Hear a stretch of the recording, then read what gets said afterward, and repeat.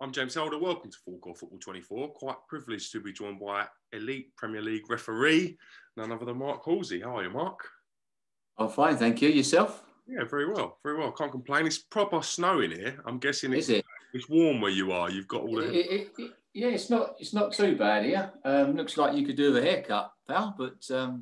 we can have them here. So you see, I've had one cut, so not too bad for mine. That's the thing. You have an haircut here, you run the risk of being camel clutched in public. If your hair's too good, you're breaking the rules. So this is my lockdown too, I'm afraid. The reason I've got you on today is I want to talk a little bit about what's been going on with Mike Dean. Very, very controversial over the last few days involving Mike Dean and his family. Before we get on to the aftermath of what's happened, I'd like to talk about the incidents a little bit. Firstly, Mike Dean's red card against Thomas Souček for West Ham in their 0-0 draw. What was your initial thoughts on that red card? Listen, watching the game, I thought Mike was his usual self. He was, a very experienced referee, over 500 games in the Premier League.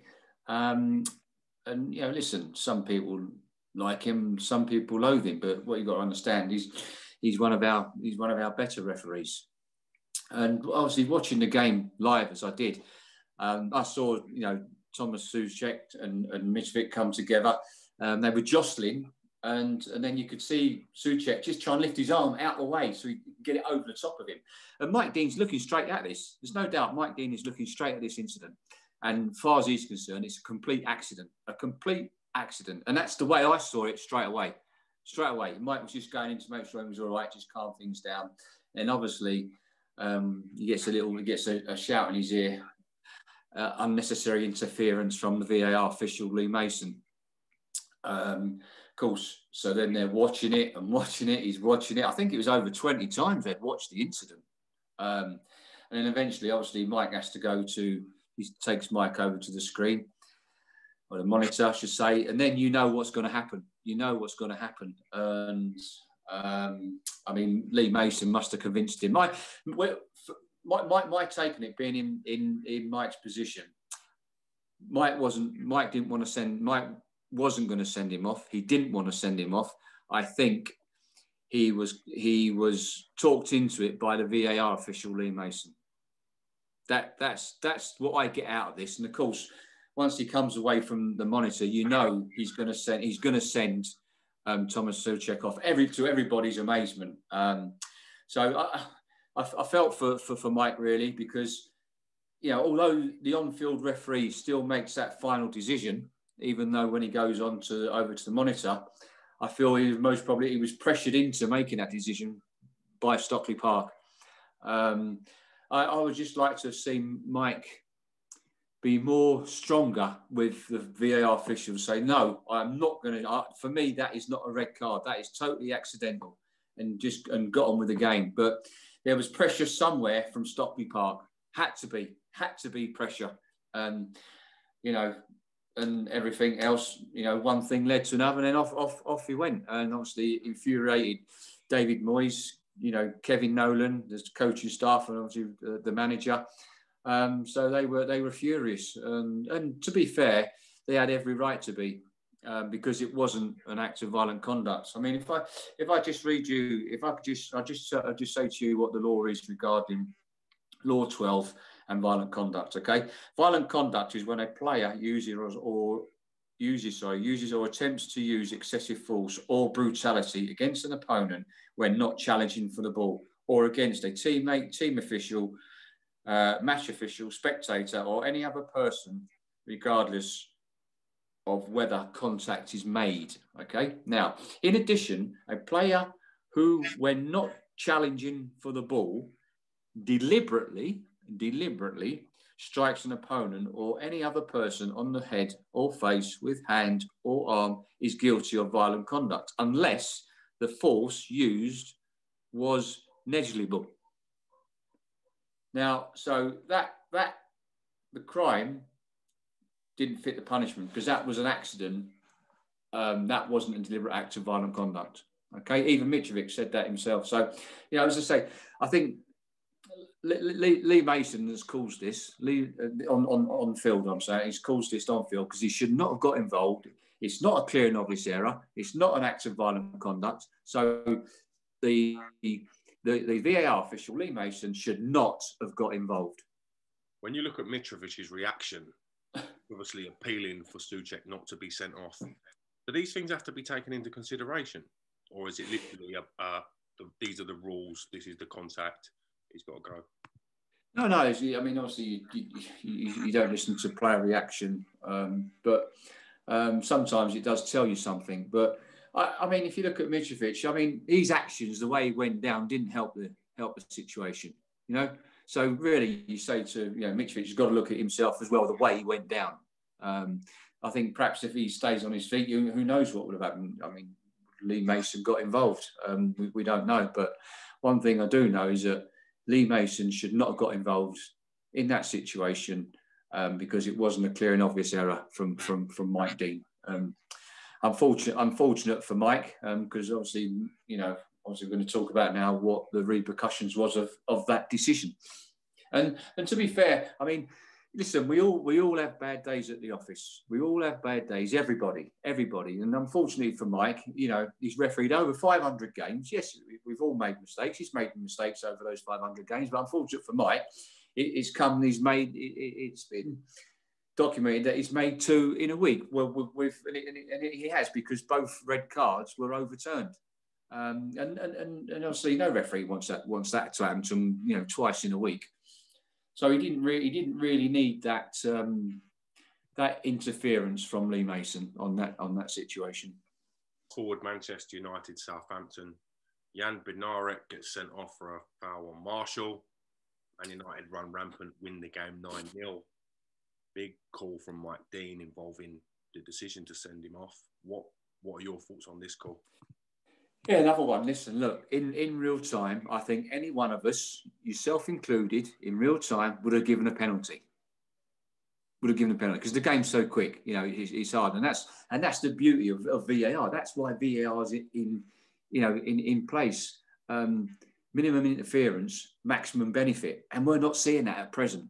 Now, with that situation, I understand that Mike was called across because he hadn't issued any disciplinary action. He hadn't issued a red card. As soon as he gave that penalty, I said to myself, he's off, he's gone, because it's a denial of a goal-scoring opportunity, clearly.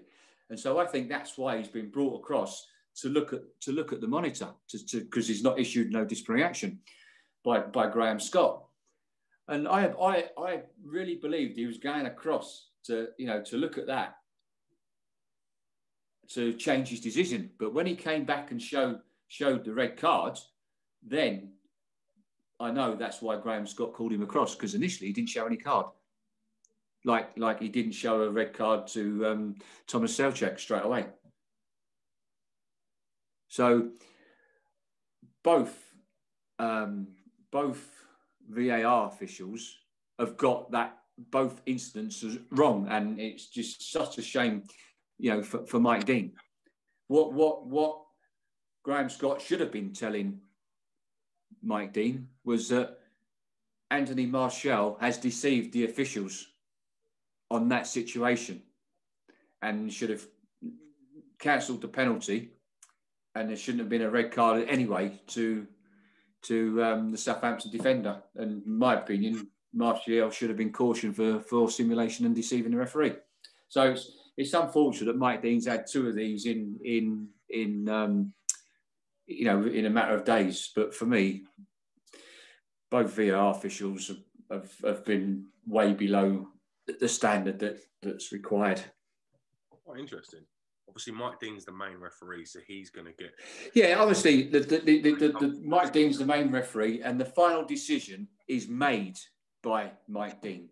But I suppose when you have consultation in the monitor, we don't know what's being said. So I think we have to hear. Everybody has to hear, as I said before. I think I've said that before with you, James. Everybody has to hear what is going on. So we're all aware of what is going on. So we can all understand what's going on. We can all understand how they get to a decision. You know, how they got to sending off the Southampton defender, how they got to sending off Thomas Soucek, and why. We know why, because they said obviously violent conduct and a denial of a goal scoring opportunity. So everybody knows. Do people need to be held accountable for these decisions? And for instance, well, listen, I feel sorry for the guys. You know, we've got some up and coming good referees out there. We've got some terrific referees at the moment. You know, I mean, Michael Oliver is a super referee. I mean, we saw the way he handled the game on Sunday, Liverpool, Man United, and he's consistent. He's consistently performing, and it's very rare you see him get a big key match incident wrong. You know, Martin Atkinson, Anthony Taylor, Andre Mariner, you know, Mike Dean. They're very good referees, but it's the leadership and direction they're getting from their select group one management team, and I think it's.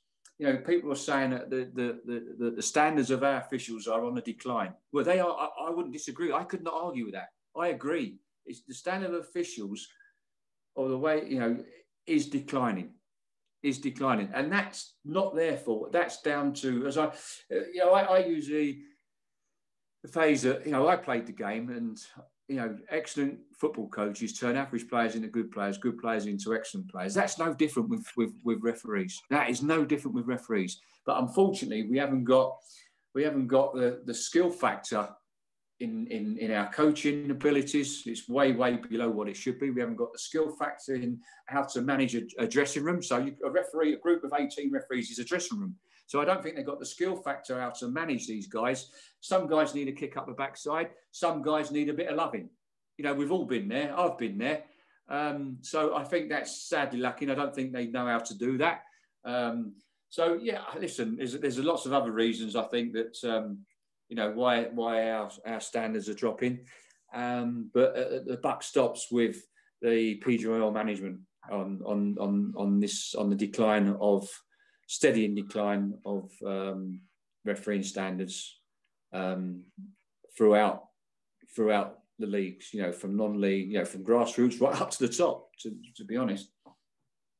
Like everything with football, there's good and bad, and something showed its ugly head again in terms of personal abuse and threats made to Mike Dean in particular on this occasion.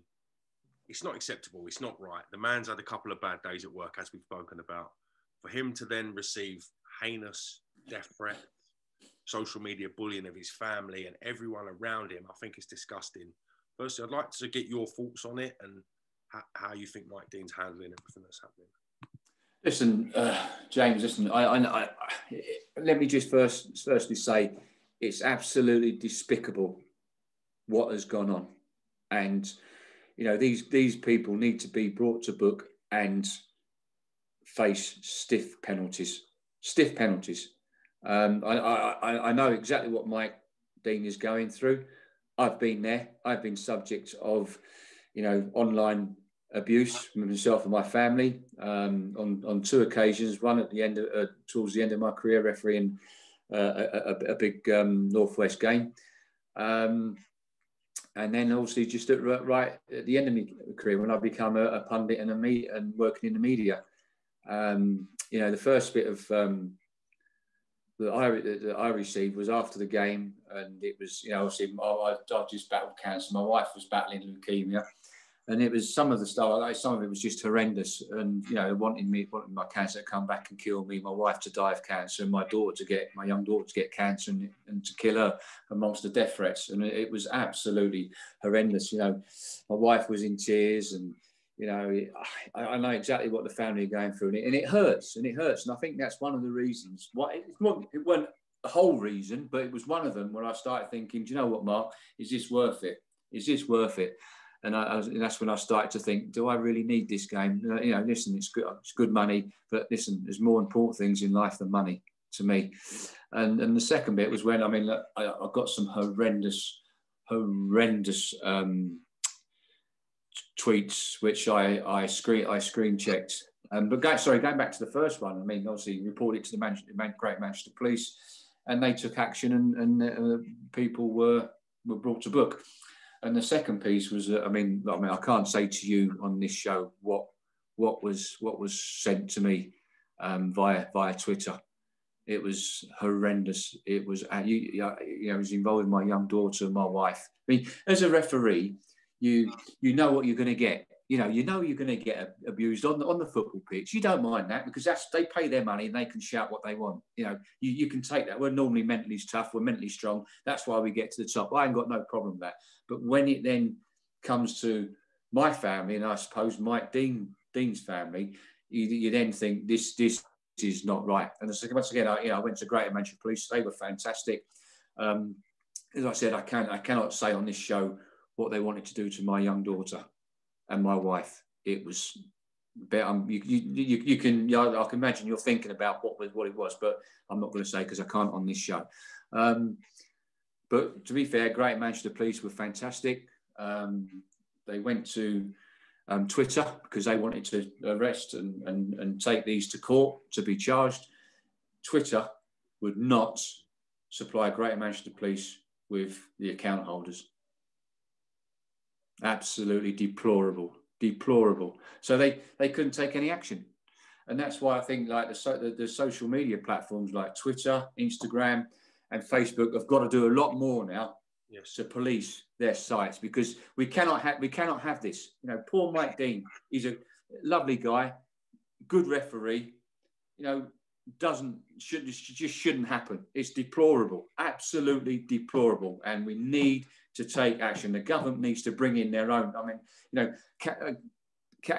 Captain Tom Moore, what a servant he's been to his country. You know, put his life on the line fighting in World War II. You know, everything he's done for COVID and the money he's raised. You know, and he gets those threats on social media, and well done to the police for taking action and bringing the perpetrator to book. It's just not right. We need society at present is sad. The majority of people are fantastic, but there's a minority that they keyboard warriors, and it needs to be sorted. You know, I really feel for Mike Dean and his family. You know, my heart goes out to them, and you know, and it's pleasing to see that Mike is going to referee on Wednesday at the moment. Whether he decides to come off that, obviously he's refereeing the FA Cup tie between Leicester and Brighton. So whether he continues to do that, I hope so, because then it's showing that these guys ain't winning. And I refereed. I mean, I refereed on the Sunday the game. It was Liverpool Man United, and then obviously all this online abuse and threats, death threats. I was then refereeing Southampton and Sheffield Wednesday on the Tuesday, and you know the PGMOL were fantastic with me. Did I want to do the game? Yes, I did want to do the game, and they sent my line manager down with me to make sure I was okay. Everything was put in place to make sure that we were, you know, me and my assistants were safe. So it was fantastic. So you know what way they looked after us. Should social media, Twitter, Facebook, Instagram, do more to identify these people? Like, for instance, I go on your Twitter, it says your Mark, your picture's there. I can clearly see it's you. You're identified as being Mark Halsey. Same as Twitter, same as maybe 70% of the users on social media. What happens with the anonymous users who have no accountability for what they tweet? So, for instance, in Mike Dean's situation, someone with an egg profile picture can say whatever he likes to Mike Dean. He's then reading that effectively on his phone in his front room. So that person's now invading his area, his space. How do we hold these people accountable? How do we get social media these people accountable? Well, surely Twitter, Instagram, and Facebook have your details. Surely, yeah. When you sign up on an account, you have to put in. Do you not have to put in an email address or a telephone number or anything? You know, so they can verify who you are. So surely they must know who these people are. I mean, I was appalled when, you know, Greater Manchester Police come to my house. I gave them all the screenshots, about 10, 15 screenshots of, you know, what had been sent, and they took them all away and come to my house a couple of times. As I say, I couldn't thank the police, the Greater Manchester Police, because they were fabulous for both occasions with me. Yet we were let down by Twitter. Do you think people have become comfortable with disrespecting other people on social media and not having a consequence for it? you think that's become? I think so. I mean, if you look what's going on, if you look what's going on in the world today, there's you know, the pandemic. It's killed thousands and thousands and thousands. People have lost loved ones. They've lost friends. You know, it doesn't cost anybody anything to be polite and smile. You know, I just don't understand what the world's coming to today. I really don't. I really don't, James. And it is sad. It is very sad, very sad. And unfortunately, we've got these minority that thrive on this. Real sympathy for Mike Dean and his family, and I do hope absolutely it's been all right, because the bottom line is whether the man got it right or wrong, he's trying to do the best job he can. He's going to work. We all like to give referees a little bit of stick, but I think people need to recognise there's a line, and it's not to be crossed over. He's a person. Mike Dean is an actual human. He has feelings. Yeah, you know, he's got a wife. He's got children. You know, and it's wrong. I mean, I know exactly how they'll be feeling. They'll be feeling hurt. There'll be tears. You know, they'll be frightened because you know they go out in the street. They want be looking over the shoulder, wouldn't they? And that's just not right. And I really do hope. I think the Merseyside police are investigating this. I really do hope they catch the people and throw them in jail. Put them in jail for a year or two. That's what needs to happen. Not a fine or a caution. Throw them in jail. Give them a year or 2 years. Or, I remember one of the people that were brought to book on my first incident was that it was a chap from the northeast, and and police they interviewed him. They got the guy.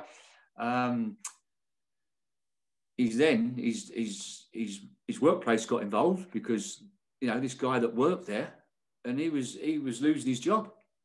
And I actually phoned up.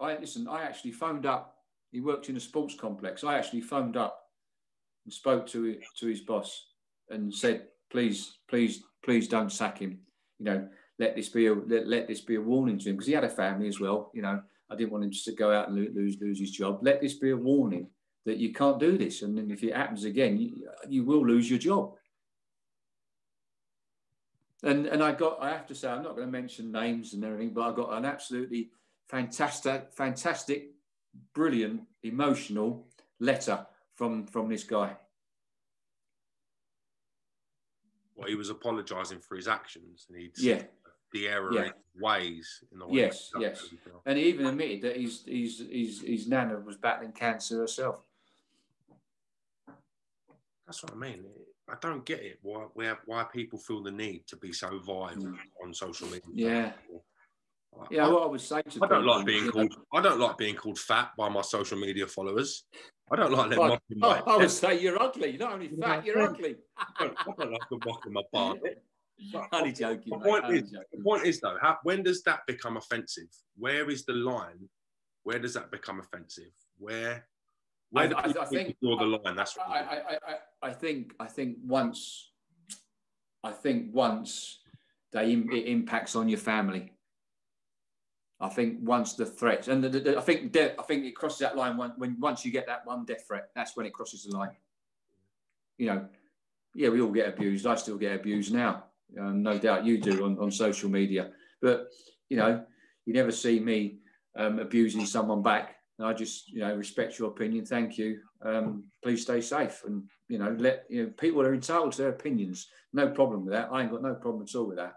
But when you cross that line and you start abusing someone with insulting language, death threats, that for me is when you cross that line. And obviously with the family and your children and loved ones. Chief, I've got to say thank you very much for discussing the Mike Dean situation with me today. It's been a great pleasure to get you on. Anything you would like to add on the whole discussion we spoke about today? No, listen, just to people out there, just be nice and be pleasant and smile. Life's too short. Just enjoy life. Why do we indulge in these things? Why? I don't understand it. I really don't. Mike Dean did not deserve No one deserves, not Mike Dean. There's many people that are being abused on Twitter. You know, racism in our society. We need to kick it out. We need to kick it out. There's no place for any of it. There's no place for any of it in our society. And for me, listen, start bringing down heavy sentences for these people. That's the only way we're going to do it. The only way we're going to, you know, people now, you know, people do this, you know, abuse people, whether it's racist or death threats. See what happens when they put them in jail, whether it's for 2, 3, 4, 5 months, and if they lose their job, they lose their living, lose their mortgage, then we can't have no sympathy for them, can we? Action and consequences. I think that's the right phrase that comes to mind. Try and be kind, try and treat people and tweet people as yourself would like to be treated or tweeted. Yeah, absolutely. I appreciate your time today, Mark. It's been a great pleasure to chat to you again, mate. No problem, my friend. I'll talk to you soon. Thank you very much. Yeah, no doubt you will.